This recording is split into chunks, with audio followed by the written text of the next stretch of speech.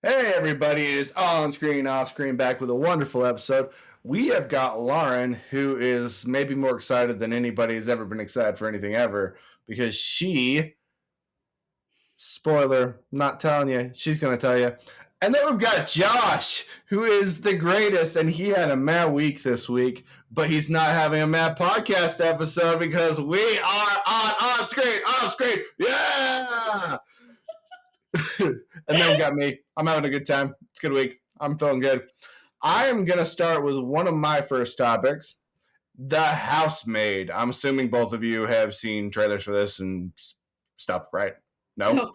Okay, I'm shocked. This was the top book on Amazon for 2020 and 2021. And they made a movie just barely with Sydney Sweeney and Amanda Seyfried as the two main people. And then you have the guy, I can't remember his name. He does a pretty good job. But it's a murder mystery thriller kind of a book movie, and they did a good job. I've read the book. They did a good job with the adaptation into this movie. I think it's really well done. Basic story: you got a young girl who is off on her luck. She's just gotten out of prison, and if she doesn't keep a job, she goes back to prison. She doesn't have a college degree or anything, so she applies for a job she doesn't think she's going to get as a housemaid. She's living in her car, and the mother, Amanda Seyfried's character, calls her back and says, "I would love for you to be the housemaid." She's like, "Oh, yes." She didn't check my background. She doesn't know who I am. I actually got the job. That's awesome. So she goes inside of the house, and they lead her upstairs, and there's this door that locks from the outside, and it's in the basement. And Amanda's like, "You can just scream up here all day long, and no one can hear you." And you're like, "Huh, what's going on?" And Amanda seems really, really chill. The next day, she wakes up, comes downstairs, and Amanda is screaming and she's throwing plates. And she's like, "You threw away my handwritten speech. I worked on it all day. What am I going to do?" And she's losing her mind. And throughout this, you see Amanda's character, and it seems like she's bipolar. Maybe she's schizophrenic. Like, you don't really know, but there's something mentally wrong with this main character. I'm not going to get super into the spoilers of this because, Lauren, you should not watch this at all. Period. With some of the stuff that I know that you're sensitive to, you should not watch this movie. Unfortunately, because it is really good. Josh, this is right up your alley, and I think you would love this. With one caveat, there is a sex scene in it. It is very, very, very, very, very easy to tell that is going to happen, and you just go skip, skip, skip, skip. That's the biggest negative of the show. Otherwise, this is a wild good time. I haven't had this much fun with a murder mystery thriller type of a movie in a very long time. It was really good. The acting is spectacular. It takes you on a twist that I think is surprising that I enjoy it as much as I do, but I did. Yeah, it's really good. The atmospheric nature of it is good. The camera work is well done. You feel there's this little girl that's inside of the house, and she's trapped, and she's trying to explain a little bit of the story through a dollhouse. And if you pay attention, it's a good foreshadowing of what is going to happen and twists. It's really good. Like, I had a ball with this movie. On my rating, I gave it a 7.5, but that's because I like things that you can rewatch. I give it a little bit of a higher score if you can rewatch something. But for my full enjoyment of watching it this time, I gave it an 8.3. And that's pretty good for mystery thriller for me. Because there's nothing besides a few of the sexual things that I don't like about this movie. It was just enjoyable. I'm not the target audience for this. I had a great time. It is a recommend for me. Josh, I do think you should watch it. I think you'd have a really good time. I think you would really like this movie. So what about it With makes you think that this is right up my alley? You like the thriller aspect. You like a smart thriller that's actually well written, and it is well written. And they did a good job of adapting the screenplay to make it still appear like a smartly well written script. It's got a twist that I think is matches the character and matches the world that they presented in a very intelligent way. Um, it just has a lot of these little aspects that I've seen that you like in a book, done in a movie, and done really well. So, with that being said, you gave it an 8.3 for this watch, a 7.5 Hmm? for a rewatch. Hmm? Where do you think I would land if I watched If you don't take minus points for the sexual scene that you just have to skip, then 8.5. I think you it? will So you thoroughly think I'll enjoy this like it movie. just a little bit more than you? Yes, I do. Okay. Okay. Just a little bit. I think you will enjoy this movie. And yeah, that's basically it. It's just it's good. I liked it. So With oh a yeah. mystery would never make a 10 for you just because I feel like any mystery movie is not rewatchable for you and with your standards of like you like the not knowing and the reveal. So there's never going to be like a 10 out of 10 mystery for you. So I think it would require a book, to be completely honest, and it would require like a series. So like Mistborn, still isn't a 10 for me, but the third book blew my mind. The first time I read it, I was like, what? What? What? Literally, I would say it out loud as I was reading the book because it just was crazy. But that required 3 full books that I was extremely invested in for me to get the third book I have rated as like a 9.3. It's really high for a mystery where there's a lot of mystery aspects to it. But I think it would require something like that. And then there were none. I think I rated it as like an 8.7. That's my highest rating for a mystery that I've ever come across because I think it's the best one. Um, but yeah, I value rewatchability quite a bit. So if there is a mystery that like blew your mind away, but you realize that there's like if you paid really close attention, there's a whole bunch of Easter eggs throughout the whole thing that showed it to you, but like each rewatch you would notice something different, that would be like a That would high raise it up a rating. lot. Oh, okay. Like one of the things I like about Mistborn is that you can reread that series and get a lot of clues that make a lot of sense that you missed the first time. I like the Roger Moore one because it was very similar to me. Like I could reread it and get a lot of the clues. And I thought that raises it up a little bit for me because that makes it go from a one-time watch to a two-time watch or read, Yeah. if that makes sense. Yeah. Yeah. What did you say, Josh? Um, just a couple of one-offs. What about like a kaleidoscope, where each time you watch it, you'd watch it in a different order, and it would do things. I have not had the desire to rewatch that show. I really did enjoy my first time watching it, but I didn't have like a I want to watch this again. Okay. It didn't hit me like that, And then what about honestly. Clue, a movie that was made where it has a bunch of different endings? Um, I don't know because Clue kind of breaks. It does break my argument, but I also just like Clue. Clue is like I think it's 7.9. I think I rated it once on here, and I like it. Like it's a good show, but I don't love Clue. My I don't my one is there an exception that I can think of? I don't know. I have one exception. I have one huge exception that makes me a little bit of a hypocrite. Outer Wilds is my favorite game of all time, and it is a one-time play game. It is a game that will never have as much of an impact ever when you play it a second time. It just won't. But that one time playing it hit me like a freaking sledgehammer. That's my biggest exception because it is a mystery game. The entire point of the game is like you're digging through the mystery, figuring out what happened, blah blah blah blah. But I know the mystery now, and it won't hit me ever as hard again. But that is pretty damn close to a 10. but that's because it was impactful to me on multiple different levels. Mystery encapsulated me. I literally could not be let go from this, and I wasn't let go of it for hours and hours and hours and hours. But it's still not a 10, probably because I can't replay it and have the same experience ever again. But yeah, I don't know. That's my big exception, and it is a huge exception. It's a huge exception. Yeah. Anyway, guys, that's gonna be my first topic. Let's go on to Josh's topic. It should be a short but good one.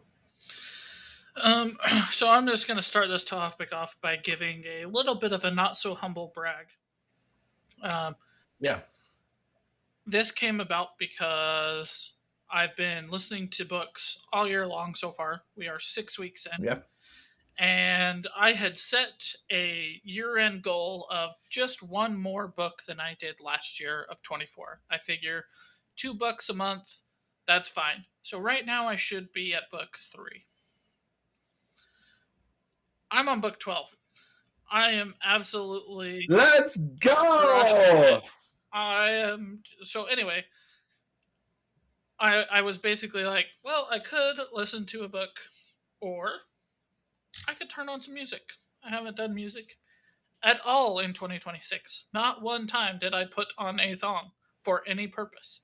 Not in the shower, not while driving, not while cleaning. Zero music. So I was like, why Wow. not? And normally when I do turn on music, I just go to my liked playlist, I press play, I press shuffle, and whatever comes up, comes up. This time I put on, I don't even remember what it was. It was just some random radio thing and press shuffle. Um, and Pierce the Veil came on, and I was like, this is a pretty good song. And the next song that came on was King for a Day.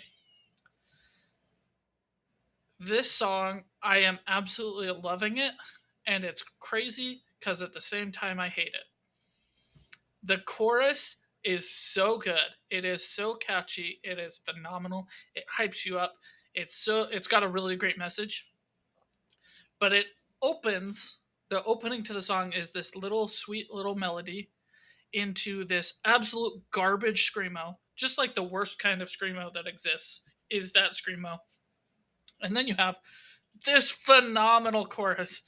This chorus that is so freaking good into a verse, which is really good, into the chorus again, which is really good, back to the worst screamo you have ever heard, where they're just pounding on instruments. None of it makes any sense.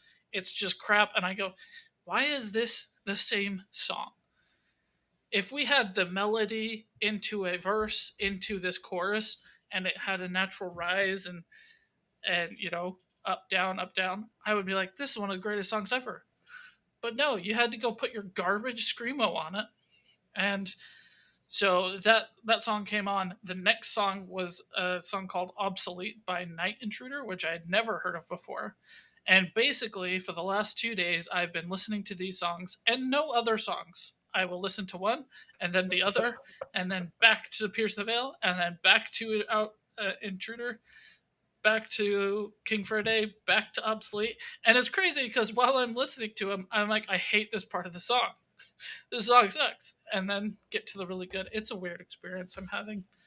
But yeah, great song. Pierce the Veil, good band. Night Intruder, and at least the song Obsolete is very, very good. Cool. I like Seven. for a day a lot. I even like the screamo, but I get what you're saying. It's very screamo for sure, without a doubt. I don't And even it's, dislike Screamo. I like Screamo when it fits in. I like rap when it fits in. I like rap that I can understand. I like Screamo that I can understand. But when the Screamo is and the guitarist is like that's not music. but this is a little bit different because you can tell what they're saying with the No, screamo. you Like can't. at least Not I in this can. song. Not in this song. I absolutely can. No, this song is not that way. I've listened to this song so many times. There's definitely screamos where you can't tell what they're saying. This one you can totally tell what they're saying.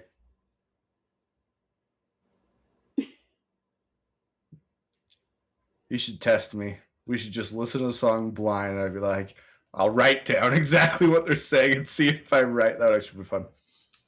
On a Cool. song that you've listened to a bunch of times? Yeah. Yeah. An unbiased, but clean way to tell. Am I listening to it wrong? Maybe I'm listening to it wrong, Josh. Maybe I'm hearing words that aren't actually in the song. That's cool.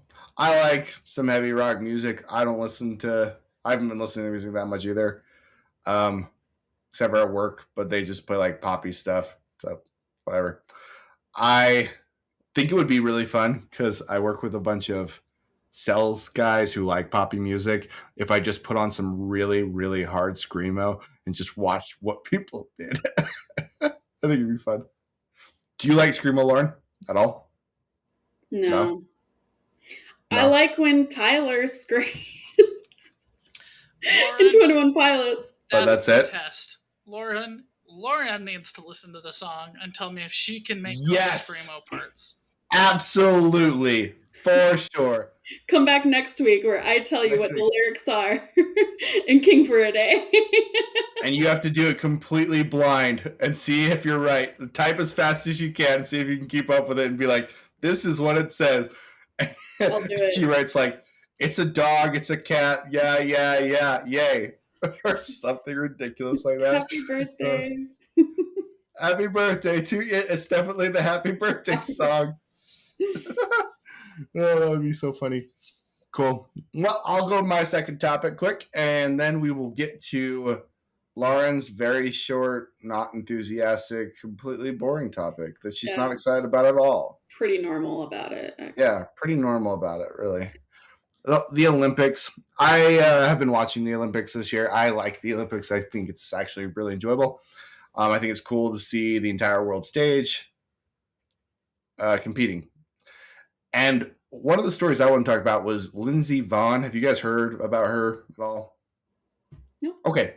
I think she's cool. She's a downhill skier who was the best in the world. And she got a experimental knee surgery because in 2010, right after she was doing a skiing competition, she won gold in 2010, and she crashed and she just like completely jacked up her knee, destroyed it. So she does this experimental surgery, and it's been since 2010, so a long, long time, 16 years. She's 41 now, and she goes and she wins a world championship in downhill skiing. She's literally favored at a pretty old age for what she's doing to get gold. Really cool story. She makes her way back from like literally nothing, builds it up, and then during a pre-warm-up, she tears her ACL. But in downhill skiing, you can just strap your knees and keep them straight, and you don't actually have to have an ACL to be able to do this sport, which I think is crazy. But they're going downhill, and these women are hitting 70, 80 miles an hour while they're going down this hill. It's crazy to watch. They're going so fast. And she takes off, and she's going 50 miles an hour, 60 miles an hour, and then she hits the flags that she has to stay in between with the stick, the ski stick, and flips. And you just go, it's like slow motion. Boom, boom, boom. She hits the snow and just lays there. She looks like she's dead. And you can hear everybody go absolutely silent. This person who has built her way up from the bottom all the way to the top. They get a life flight and they fly her out, and she broke her femur. And I was thinking about greatness and those moments of greatness and how hard you try. And what do you do when everything gets shot and cut down, when you were literally pushed and you've done everything to get to the top? How do you deal with it? And I don't know. I don't know how she's going to deal with it. I think it's an interesting idea. Is she going to go on the talk shows and be like, this is my story, blah, blah, blah, blah, blah? Or is it going to eat her up that she literally got an experimental surgery, got a 1 in a billion chance to do this thing again, and then she falls and it breaks her? And how do you stay strong? How do you keep going when the world turns against you. I've thought a lot about. I've dealt with depression for a really long time, and I've had this idea of keeping at a 7 for the last couple of weeks, not getting too hyped, which I'm doing a little bit too much on this podcast, and not getting too low. Just trying to like stay positive, stay focused, stay peaceful, stay connected to God has kind of been my motto for the last couple of weeks, and it's helped me a lot. But how do I handle when everything falls apart again? And at some point, it will. At some point, I'm going to get a big old crowbar in my life. At some point, I'm going to break my femur, whatever it is, prefer based on the story of my life. And I want to stay positive. I want to be somebody like Lindsay who keeps going, and I hope Lindsay will keep going. For those of you that are watching the Olympics and saw that I almost said incredible, that horrible crash, our prayers are out to her family. That must have been a terrible thing to watch. They were literally at the bottom of the hill cheering her on, and hopefully she can heal quickly, and God bless her. But that's kind of my little side topic about the Olympics. I Have you guys? think. Oh, go ahead.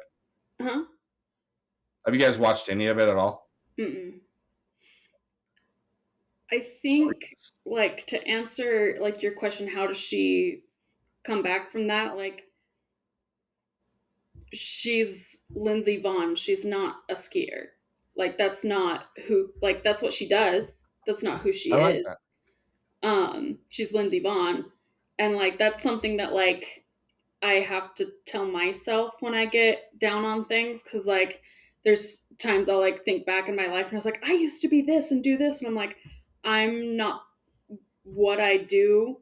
Like, yeah, there's like sometimes where I was like, I like in high school I was doing everything, and then now sometimes I feel lazy and I'm like, oh, like I'm not worth it anymore or whatever, and get all depressy and stuff, and then I'm like, I'm shove that, I'm Lauren Smith. I like I'm not uh the president of the book club or whatever.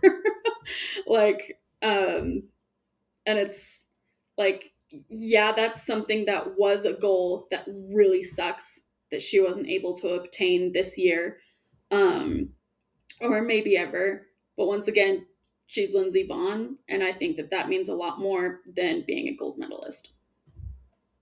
I like that. That was really good. Lauren is a genius, everybody. You should subscribe to this podcast just for her because she's incredible.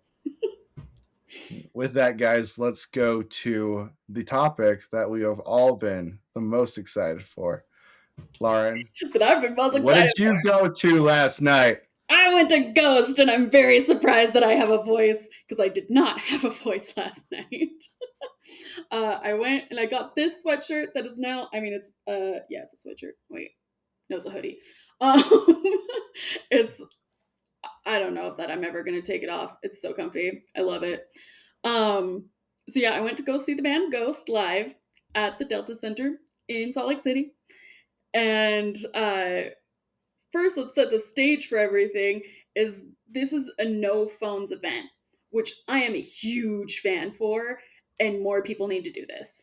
And how they do this is when you walk into the venue, they make you put your phone into this little bag that then gets clipped, that they have designated areas where somebody has to have a device that unclips the bag so that you can get your phone out. Or if you're leaving the venue, there's somebody that can unclip it, and then you leave the bag and take your phone. I love that so much, and it was really funny because when we were sitting down waiting for the band, everybody was like sitting there and they're like, oh, I wish I had my phone out, but it made us talk to everyone. And we couldn't find a clock anywhere to be like, when are they starting and stuff. And we found somebody with a watch. So we all started calling him the timekeeper, and we kept like yelling to this dude who had a watch. And we're like, timekeeper, what time is it? And then he would just yell out the time every once in a while to let everyone know how close we were to Ghost getting on stage. And another thing that I really liked about this was like everybody dressed up. Well, most people dressed up for this show. So like a lot of people, like I was in this black vest with this flowy white shirt, and like a lot of people were dressed really nice, or like the band Ghost has a very specific aesthetic, so sometimes people would like dress up as the people on stage. And then you have somebody who is dressed up as Jesus down in the pit. And it was really funny. There's a couple of songs that you could see him going around blessing people. It was really funny. Um, and I had bought bird watching glasses because I knew I was going to be in the nosebleeds. And I've been to this venue before and have seen concerts at this venue before. And I went with my dad, and he would bring binoculars. And Which so one was it? the Delta Center. Okay, cool. Yeah, so I was clear up there, like the highest seat you could get, that was mine. Um, and so I remember my dad bringing binoculars when we would be in the nosebleeds. And so I was like, I'm gonna get bird watching glasses because then my hands are free, so I can like clap with and stuff while we're uh, in this. And everybody was super jealous of my glasses. I looked like a nerd, but everybody was jealous. And I was really glad I brought them. That was like the best idea I've ever had. That's Um, awesome. there were times that I was grateful for how far we were because I would take off my glasses and you can see the whole stage, which the whole stage is shaped like a skull. And I thought that was a really cool That's cool. thing that I'd never noticed before because I'd never seen it from up high like that. Um, and so sometimes I would take the glasses so that I could just see the whole thing.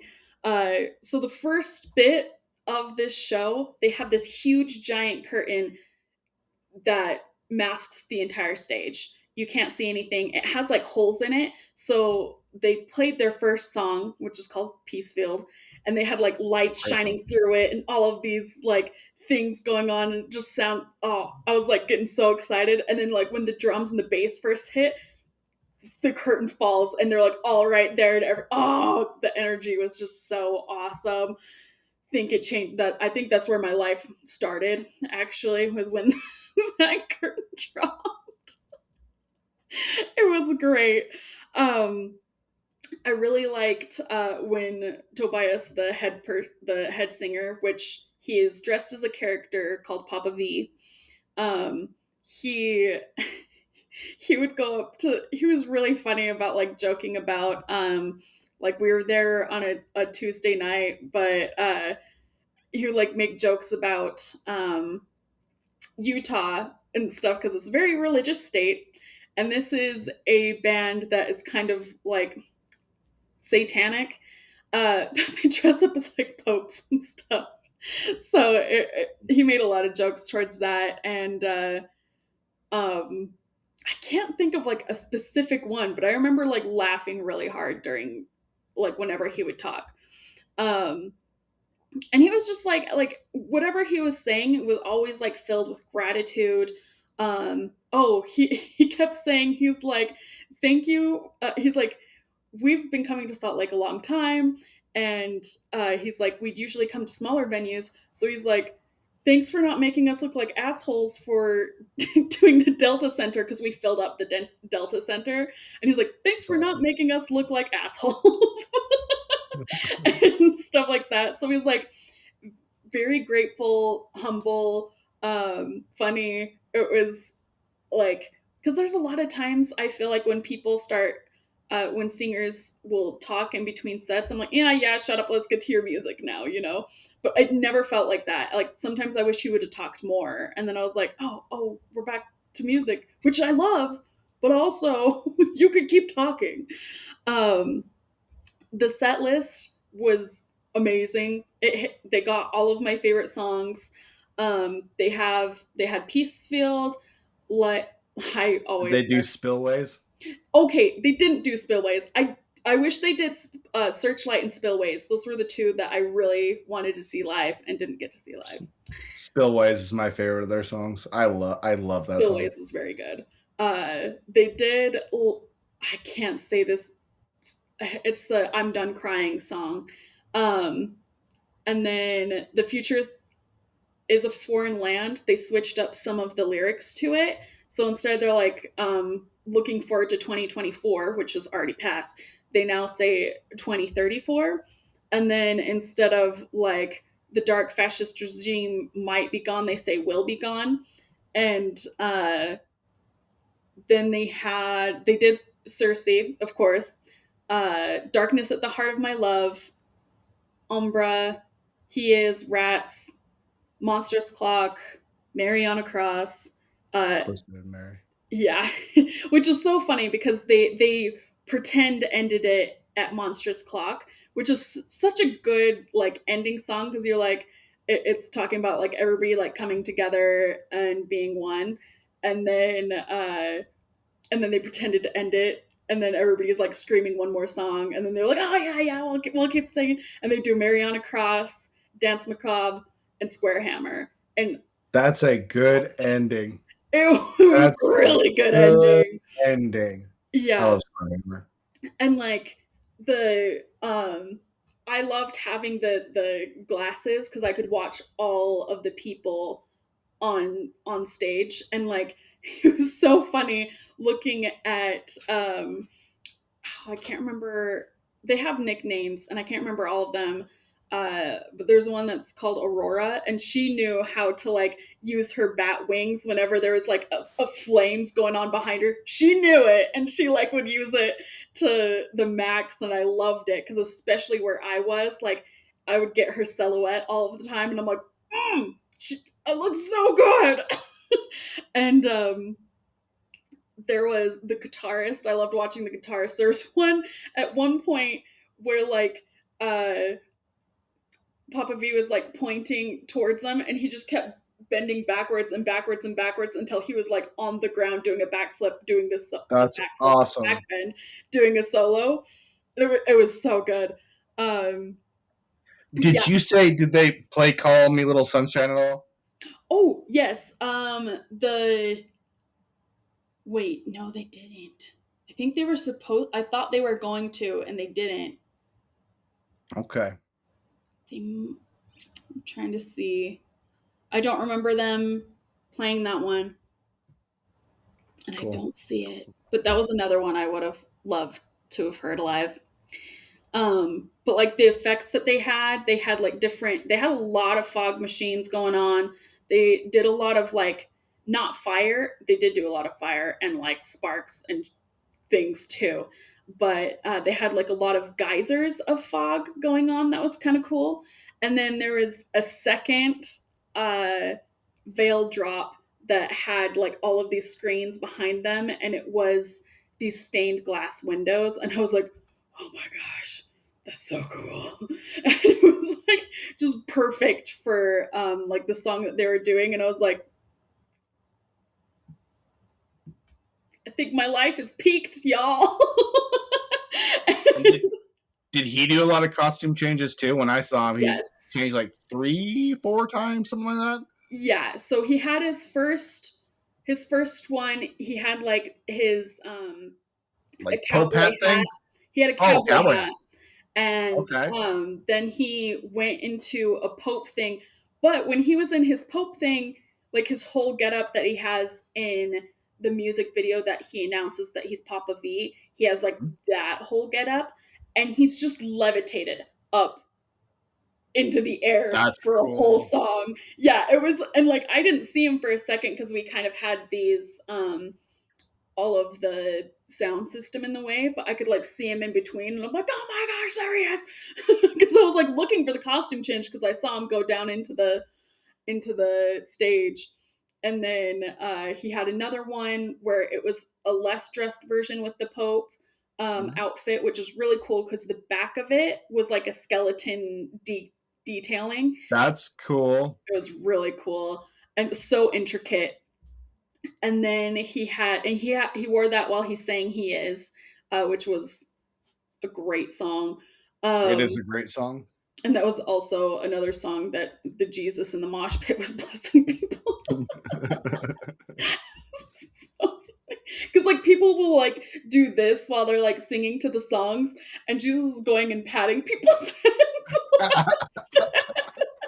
So funny. And yeah, so it was, oh, the stage, everything was gorgeous. Like I could not look away. Um, I got kind of annoyed with the people sitting next to me because they would kept getting distracted by things and then they would start talking and I was like, "How could you be talking at a time like this when they're down there and this is gorgeous?" Like just look at it. Pay Uh, attention. yeah, because I was like, the reason I wanted to go see Ghost was because I knew that they would put on a performance and that everything was very integral to like everything that they were doing. Their lights were very specific. Their like when things would shoot up, it was very specific. There was when they did rats, every like they just had flames coming up out of the stage the entire time. And I was like, they have got to be roasting in there. But yeah, he had like two other costume changes other than the ones that I just mentioned. Uh Cool. and then yeah, it was, oh my gosh. What was your favorite song that they did, the way that they did it on stage, and what was your favorite song just recorded before? Just recorded. Mm, that. I will say "Darkness at the Heart of My Love" is one Okay. that I really like, but that's it's like asking me to say who's my favorite child. But I Who's your favorite child? Who is it? It's Johnny, isn't it? I think in um live it was there's three that I'm really like stuck on, which would be Peace Filled, Mary on a Cross, and The Future is a Foreign Land. Just because like that's what really got like the audience like real excited. Um and Square Mine, Hammer. mine was Mary on a Cross because I like that song when I just listened to it, but I like the song. I loved it when they played it live. Loved. Mhm. It made me like the song more. Yeah. Like the oh yeah, the atmosphere um definitely sold it. And like in my notes, my next note is would sell my soul again. Um, I was very happy there was no openers and then it just went straight to Ghost. Um, my next note is my life will never be the same. uh, my next note is I like this a normal amount. um, but yeah, I think Square Hammer, I think, was probably the biggest leap of recorded to live music of me liking it, though. It's Okay. probably not my favorite one that I listen to live, but from how much I like Square Hammer just recorded to then it being live is the biggest leap, I think. And I think it was just I don't know, the like the beat of it just like I felt that in my soul. Um and at the very end of the concert I kept sitting there because I told my friend that I was with, I was like, I don't want to try to beat everybody out. I'm like, I just kind of want to sit here for a minute. We can just wait. And they like ended the song and kind of done their like, oh yay, good, we're done. Bye everybody. Loved you, Salt Lake, goodbye. But then they like kind of came back on and were like doing like waves and stuff. And my area had been pretty much cleared out. And I was just standing there and he was like doing kisses to people down below. And then he pointed up into my section where there's hardly anybody. And it was just me. And I was like, I like started waving and like jumping and like screaming and like being a total idiot. And That's so cool. I'm gonna be totally delulu because then he like just kept pointing at me and then he did that and then I acted like I caught it and then he was like kept waving and so yeah, I'm just gonna say that he saw me and then I caught his kiss. So it's my delulu. I can believe Absolutely. what I want. I think it's true. And then they did their whole big bow thing again as people were like leaving, and then I just like sat there and waited until there was absolutely nobody on the stage, and there's still people some filtering out, and then I just sat back down, and my friend's like, do you want to still like um just wait for it to clear out? And I was like, yeah. And then there's like, the video of, I think it is Owen Wilson, and I think it's in the Loki series where he's like, I think I'm just gonna sit here and let time pass. That was me in that moment. I like literally just like sat down and I told him, I was like, I need to kind of just soak in everything that just happened. It's like, let me just file this all away into my head, because like I am so glad I chose to do this. And I'm so glad that, like, because this is the first concert ticket that I've ever purchased. I've gone to concerts with like my family, but it was kind of like, this is what we're doing. I never I was like, oh, cool. Yeah, I like them. But like, this was the first one that I was like, I'm going to purchase tickets because I want to see them. And it did not disappoint. I'm very happy I went. I liked it a normal. I'm so glad that you went. That's so cool. I love concerts. They're literally the best thing in the entire world. Yeah. That's awesome. That's awesome. So this or Taylor Swift? Ghost. Okay. Okay. Yeah. I was like, I like Taylor Swift. I would never want to see her in concert. Really? Yeah. I mean, if somebody got me tickets, I'd go. But I don't necessarily want to go to a Taylor Swift concert. There's the atmospheres, right? The Yeah. ghost atmosphere, like my friend and I had bought the tickets separately, so we were actually in two different seats and like Okay. two different sections. But he came and sat with me, and then there was some people who came by and they had one of the seats that he was sitting in. And we're like, oh, we're so sorry. We're like trying to see if there's another spot that I could move him so that I wouldn't be alone. And because his seat there was a lovely lady that was also in his seat as well as her seat. So he also didn't really have the seat that I got him. And so we were trying to find another place for him to sit, but the two people who were coming up, they're like, you know what, it's fine. There's two seats right above you guys. That like the whole row was empty. So they just went up there and sat there, and they were chill about it, and they didn't make a thing about it. And we all chatted and stuff. And I was like, thank you so much for being cool about that. I was like, I really didn't want to I wanted to be able to sit with my friend through this. And like everybody was super, there's different people who go to metal concerts than that go to other concerts. And I tend to like the crowds that go to metal concerts a lot more. They're the best. Yeah. I'm a big fan of country music. I like country music a lot. But I've had multiple different times where I have been around people that are so drunk that they're like, they can't stand up and they're like throwing up on themselves with a country concert. I've never had that with the metal. Everybody's just so chill. They're so nice. They just want to be a part of the music. They're polite. This whole idea of metal people being satanic or whatever is just crap, because they are the nicest people in the entire world. Yeah. Way better. Yeah. So that's why I love the whole experience. I mean, the people that were right next to me that were would get distracted and stuff, like I knew I was going to be at a concert, knew that was going to happen. Still, like my experience of this, 100 out of 10. That's awesome. So, who's the next concert that you want to go to?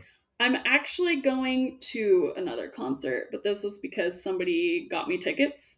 Alex Warren. Oh, so, awesome. Yeah, we'll see how that goes. I don't think anything's ever going to top Ghost for me. I think that was my most favorite. And I think it's like the whole thing of like, this was a fully me-centric thing that I did for me just because I wanted to do it. And did I spend a lot of money? No, yes, I did. Do I regret it? No.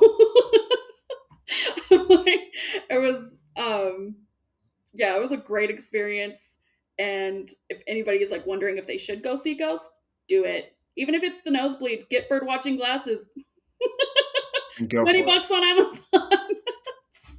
That's awesome, Morgan. So, yeah. All right, guys. Let's go to our final topic, our shared one. Way, way more boring than the greatness that she just explained, that she just experienced. But I'm not gonna lie, I like this last movie. Josh, you were the one to recommend it. Go ahead. Yeah, so this movie is Pied Piper from 1986. It is a Czech movie.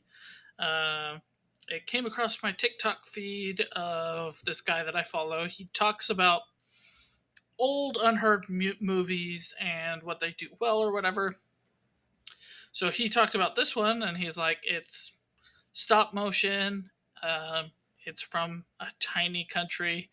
Um, it has 0 lines of dialogue in it, and it is completely controlled by the music. So instantly I was like, stop motion, no lines of dialogue, controlled by music. This is going to be a academic movie for Conlon. This is right up his alley of stuff he wants to watch. Not saying he would love it or hate it, but just the idea of that would be like, I knew he would be very interested in. And I was moderately interested in it. So while watching it, I think it is a very interesting art style. Everything is mushed, twisted, or skewed, or all of the above, or any combination of. I thought it was going to be made out of clay just because it was that style, and it's not. It's actually hand carved into wood, which, as a carpenter, I was looking at that and I was like, holy crap. That is an insane amount of detail and time that they spent on it. Um, the way that they told the story with no lines of dialogue, they had like, it's early on, the they were bartering over how much something would cost. So they would show you what the thing is, and then like a video game, like currency would shoot out of their mouths, like two, no four, no two. So you could follow it, which was really creative and cool. And I really liked the animation that they did totally fit into it. Um, if you want any kind of like comparison, the voices sounded to me like the voices do in the game Hollow Knight. I was like, that is an interesting little tie there. Um, I did not like the intestines scene. I was quite grossed out by that. The rest of it I thought was pretty fine. Um, it's a very interesting, telling of the Pied Piper and the rats, talking about how greed in man turns them into no different. They basically are the rats, and at the end, turns them into rats. But I did have higher hopes on this, based on how it was sold. Um, it's the best movie that I've ever seen with 0 lines of dialogue, but it's also the worst because it's the only one I can kind of think of at this moment in time. Um, there's some good, there's some bad. It's very interesting. Academically, I was like, what an interesting like piece to take of this show, but it's not like great.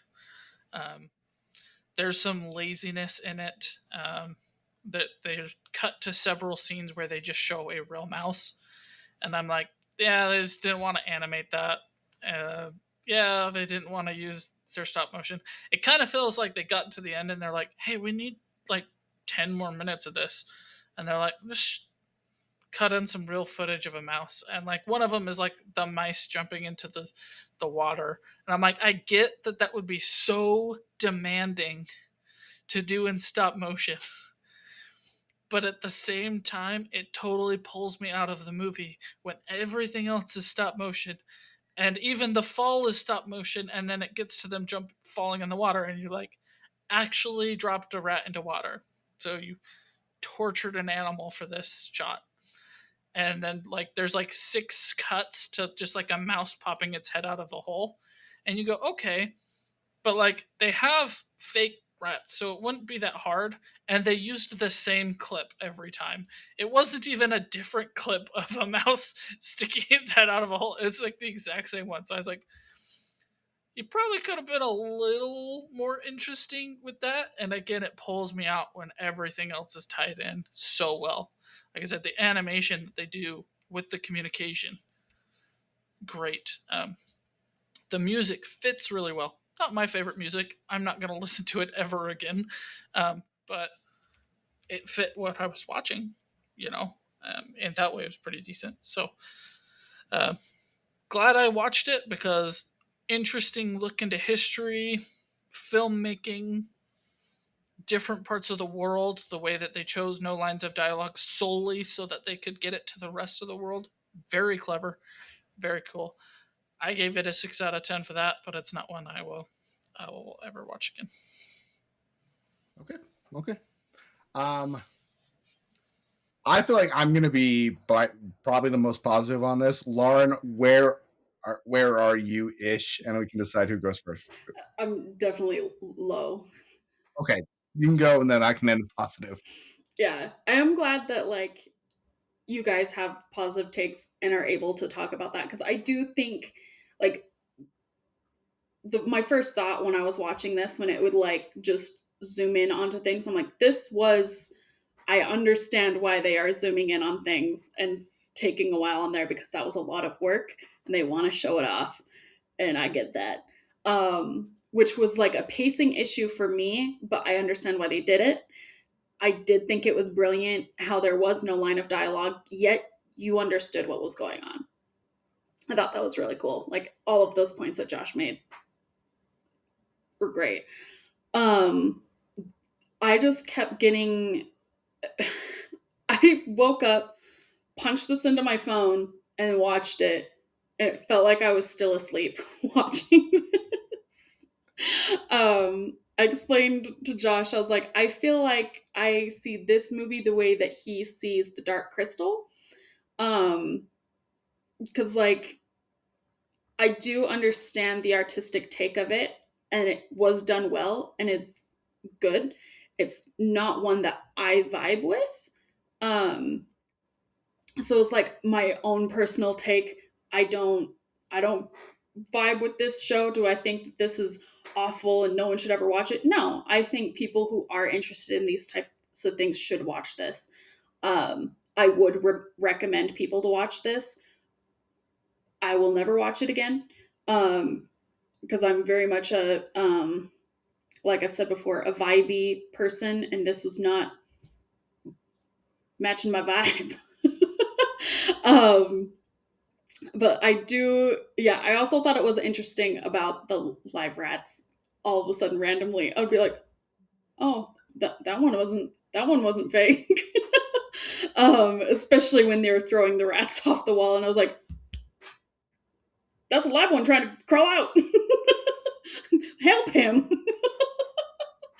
um, but yeah, I like. I would rate this a 3. The points being that like I get the artistic things. I do give them credit for being able to have this be like anybody could watch this and know what was going on. Um, but solely on vibes, I was not vibing with this, and have no feeling to watch it again. So Okay. So I get a gush about this movie because I loved this. Not liked this. I loved this movie. I went to a Salvador Dali museum in Florida. And I was expecting to be there for, it was like a city pass thing. I expected to be there for like an hour, walk through real quick. But we started listening to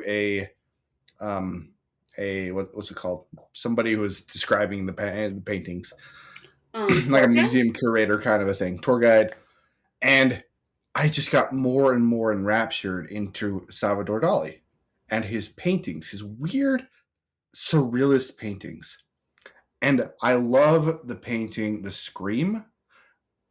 It's really, really famous. It's got a guy who's screaming, and then everything is twisted and turned. It's a very famous painting. And Mucci, the artist, was trying to describe and show what it was like to experience a scream and have no one hear it, and have it just rebound against nature, but nothing is heard. This art style of this makes me think of that, of somebody trying to scream, but nobody can hear you. And that is horrifying and poetic and magical. And as you're watching this movie, there's so many things that are so satisfying to me, where you have perfect symmetry and the back and forth that's constantly throughout the movie. And I was watching it and it just was mesmerizing to me. I don't know why I liked this as much as I did, but I loved this. And you're watching it, and like you guys have both said, you can tell exactly what the story is. It didn't need words. And the guys should be annoying. Like, I should be bugged by them, but I wasn't. I was just encapsulated by this movie. I loved the way that the wood was carved, the city and everything being twisted. And I actually liked the rats because I felt like it brought a different art form. You have the world that's all twisted and surrealist, but you have the rats that look, even when they're claymation, they look like the normal things, and the monsters look normal. And I love that idea. I don't know if they meant to explore that idea, but I love it. Now as you're watching it, the Pied Piper comes in, and he looks slightly off from everybody else. He doesn't quite fit in. All of the artistic choices in this movie were brilliant. He doesn't quite fit in. The girl who gets attacked, she doesn't quite fit in. She's different. She's outside of the story. Everything artistically brought something special to the movie. And I don't see almost any movies where I look at something like a Salvador Dali. I've never had this experience where I watch a movie and I think of something like a Salvador Dali, where you have a piece of art that's just a piece of art that makes you, that you like, and you can't explain why. But I do. I like every scene of this movie, every single one. I was shocked. I'm shocked by how much I enjoyed this movie. The music, I think, is quite good. I think it goes along with the story really well. It sets a tone. And then at the very end, you have this painting that is abstract. And it's, again, a different art form. And our one character, who's the good fisherman, who doesn't go in with all the town, he's separate from the town. He comes and takes a baby, takes innocence, and brings innocence into a different world, into a different painting. A literal different painting. Because art conveys so much. And I haven't really talked about this on the podcast, but I love going to museums and just looking at art pieces. I really enjoy it. I read about art pieces. I really enjoy art. And I don't talk about it that much. This is the most artistic movie that doesn't suck that I've ever seen. And I really, really loved it. I'm giving it a 9.2. It's just really good. I really, really like this movie. I'm good. Yeah, I really like this movie. And with that, guys, that's going to be our podcast. We appreciate you so, so much. Next week, we're going to watch In Your Dreams. It's a Netflix animated show that looks like it's probably cute and charming. Netflix does a pretty good job with their animated shows. Hopefully, you guys will watch. Give us recommendations. We would love it. We appreciate all of you that watch. Have a fantastic week and make it completely anti-meh. See you guys.